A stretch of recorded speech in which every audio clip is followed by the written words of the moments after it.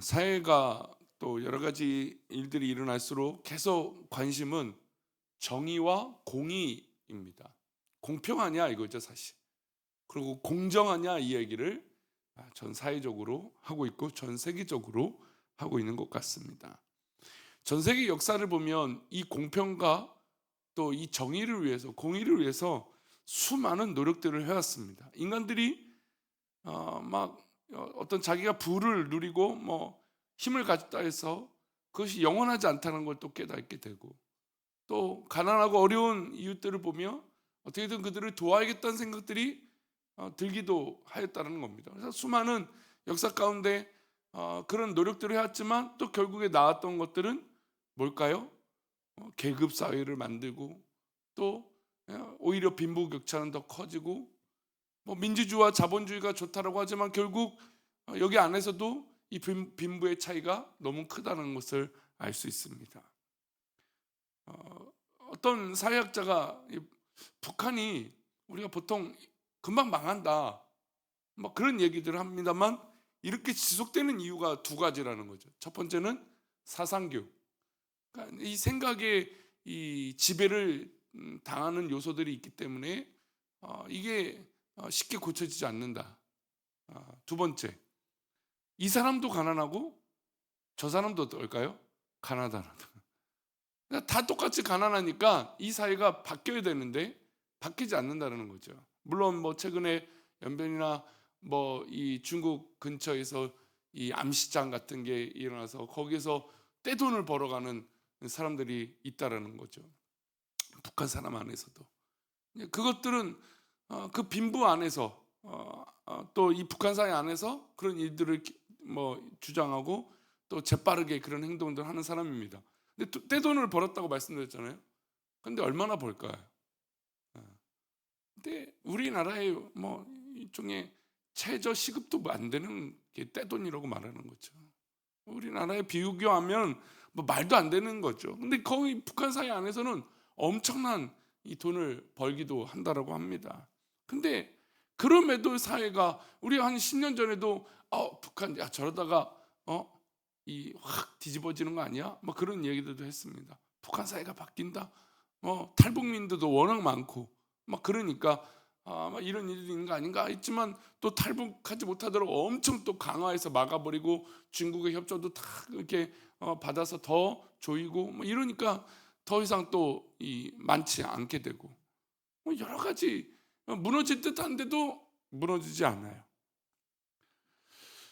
우리 뭐 자본 사회에도 마찬가지입니다. 뭐 여러 가지 불공평하고 공정하지 못하고 오히려 배웠다는 사람들이 더 미련하게 하는 모습들을 연일 뉴스에서 우리는 볼 수 있고, 그러면서 저렇게 배부르고 저렇게 성공했는데 오히려 저 사람은 건강하게 살지 못하는 모습을 보고 이 자본주의와 민주주의의 아이러니를 또 느낄 수 있는 겁니다.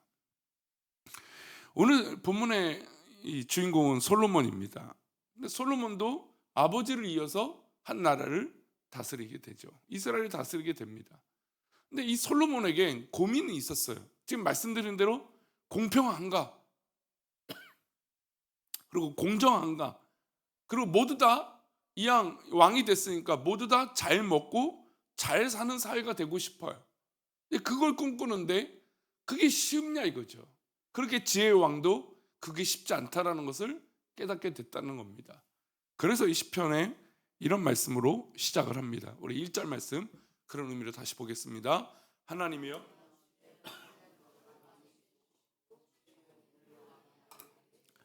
주의 판단력을 나에게 달라고 고백하고 있습니다. 왜냐하면 공의와 정의와 공평을 실행하는데 이게 도무지 어려운 거예요.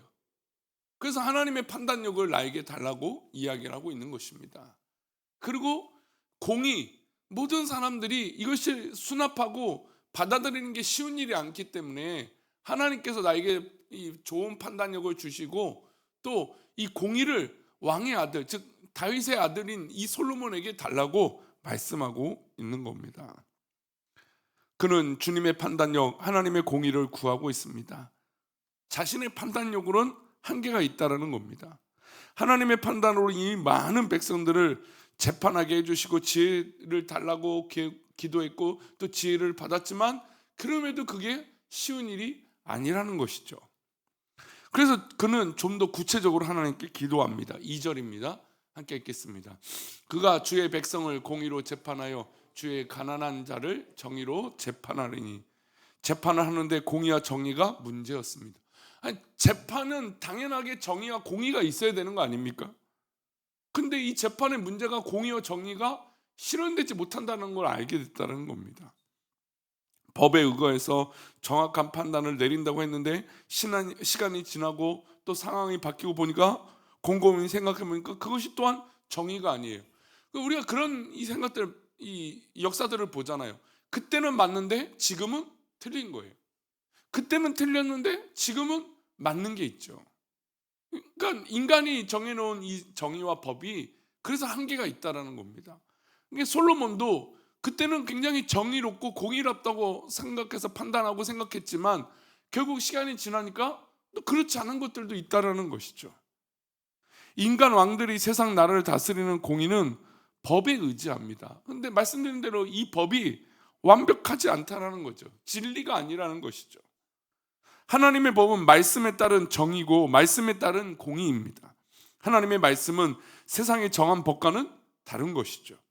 하나님의 정의는 인간의 눈으로 볼 때 편파적일 수도 있습니다. 때로. 왜냐하면 하나님은 가난한 자, 병든 자, 또 어려운 자에게 사랑을 몰아주시기도 하기 때문에 그렇습니다. 그래서 성경을 읽다 보면 너무 약자에 대한 초점이 맞춰져 있는 것은 아닌가? 또 때로는 하나님의 사람에게만 초점을 맞춰져 있는 것은 아닌가? 그런 생각이 들 때도 있습니다. 구약에서도 그렇고 또 예수님이 이 땅에 오셔서 고아와 과부를 가까이 하시고 죄인을 가까이 하셨다는 것을 우리는 볼 수 있기 때문에 그렇습니다. 세상법의 기준에서 본다면 어려운 사람이라고 더 생각을 많이 해주고 기회를 준다면 그건 균등하지 않죠. 최근에 이제 고유가 지원금 때문에 말이 많습니다. 주려면 다 주든지 안 주려면 더 선별을 하든지 그렇습니다. 하지만 이런 규칙을 갖고 원리를 갖고 있다고 해도 여러분 여러 가지 그 경계에 있는, 그러니까 세상의 법은 그 원리는 그런 경계에 있는 것들이 있어요. 그러다 보면 경계에 있는 사람들은 어떤 때는 정의로울 때가 있고 어떤 때는 불공평할 때가 있다라는 거죠.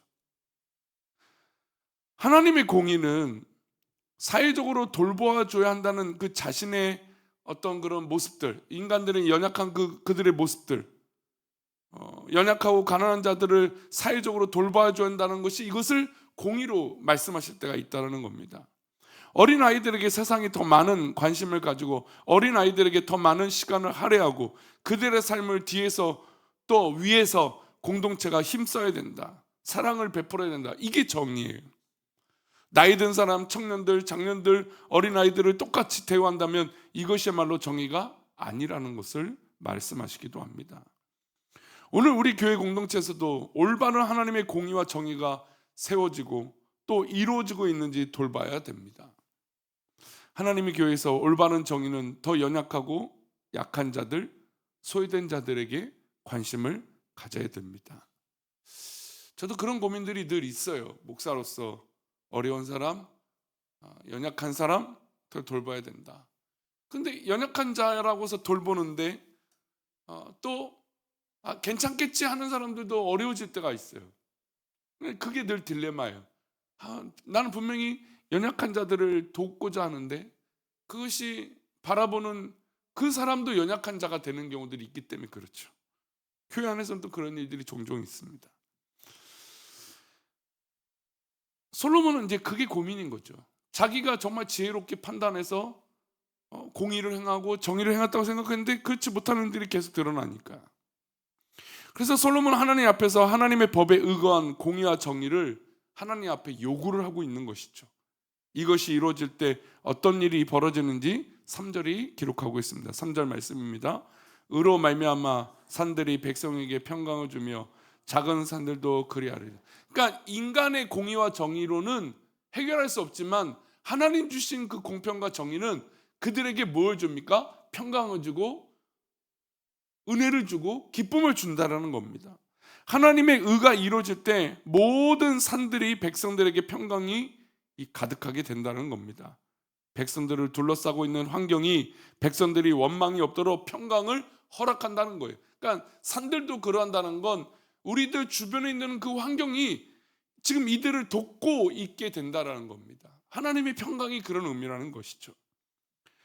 그 정의가 이루어져서 공동체 안에 공의가 흘러 넘칠 때 모든 백성들이 평강이 넘치게 된다는 겁니다. 이 평강의 복은 백성들 간의 복으로 그치지 않아요. 우리 11절입니다. 함께 읽겠습니다.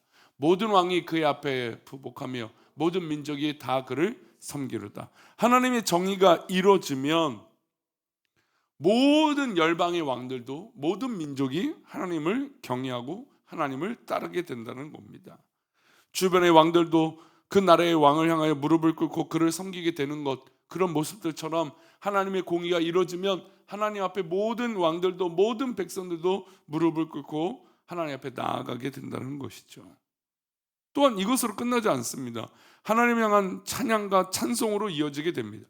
우리 18절과 19절입니다. 함께 읽겠습니다. 홀로 기이한 일들을 행하시는 여호와 하나님 곧 이스라엘 하나님을 찬양하며 그 영화로운 이름을 영원히 찬송하였지어다. 온 땅에 그의 영광이 충만하였지어다. 아멘 아멘. 하나님을 향한 찬양으로까지 이어지고 있습니다. 왜 그럴까요? 진정한 정의, 진정한 공의, 하나님께서 말씀하신 성경으로 이루어지는 그 정의가 이루어지면 모든 백성들이 인정하게 되고 결국 그 입에서 뭘로 바뀌게 돼요? 찬양이 되는 거예요. 그러니 여러분, 이 악한 시대, 우리가 지금 이 시대가 공정하지 못하고 정의롭지 못한 시대라고 보잖아요. 그러면 이때일수록 무엇이 선포되어져야 될까요? 하나님의 말씀이 선포되어져야 돼요. 하나님의 나라가 이루어지고 하나님의 은혜가 가득해져야 돼요. 그러면 그 은혜로 말미암아 많은 사람들이 그 입에서 뭘로 바뀌어요? 하나님을 찬양하게 되고 하나님의 평강과 은혜가 우리 가운데 있어서 그래서 우리 입술에서 찬양으로 바뀌게 되는 것이죠. 이 새벽에 나와 기도하는 우리 성도님들, 정말 우리의 믿음의 고백 가운데 정말 하나님 기뻐하시는 은혜가 있기를 소망합니다. 그래서 내가 걱정되고 내가 염려되고 내가 정말 생각이 많은 그런 이 것들이 하나님의 은혜로, 하나님의 공의로, 하나님의 정의로, 무엇보다 하나님의 진리로 모든 것이 바뀌기를 소망합니다. 기준이 바뀌는 거예요. 그러면 나에게 어떤 일이 있더라도, 또 어려운 일이 있더라도, 때로는 나에게 불공정한 일이 일어나서 어려움이 발생될지라도 여러분, 우리가 하나님의 진리를 믿기 때문에 이겨낼 수 있는 것이죠. 그리고 그 입술에선 결국 하나님을 찬양하게 됩니다. 여러분, 우리가 때로는 이 세상에 살다 보면 분노하게 되잖아요. 교회 안에서도 분노가 있는데요, 우리 세상에 얼마나 더 큰 분노가 있겠습니까? 화가 나죠. 여러분, 그럴 때일수록 하나님께서 나를 이끌어 주시고 그 정의를 이루어 주실 것을 믿고, 여러분, 솔로몬도 자기 지혜를 결국 믿지 않냐고 하나님의 정의를 믿었던 것처럼 우리 또한 그렇게 주님의 뜻을 믿으면 주님의 평강이 우리 성도들 가운데 가득하게 될 줄 믿습니다. 그렇게 승리하는 저와 여러분 되시기를 축원합니다. 기도하겠습니다. 하나님 아버지, 오늘 하루도 주님의 은혜 가운데 서며 주님의 영광 가운데 살아가고자 합니다. 하나님, 그 은혜로 살아가고자 하는데 무엇보다 하나님 주신 은혜, 하나님 주신 그 평강, 하나님께서 주신 그 진리로 살아가게 하여 주옵소서. 혹여나 내 마음 가운데 평강이 깨어지고 속이 상하고 어려움이 있거든, 하나님 그곳에서 하나님의 말씀하신 그 믿음과 은혜를 경험하게 하여 주시고 그 진리를 체험하여서 내 입술의 고백이 감사요 찬양으로 뒤바뀌게 하여 주옵소서. 오늘도 우리를 그렇게 인도하실 것을 믿고 감사하며 거룩하신 예수 그리스도 이름으로 기도 올려옵나이다. 아멘.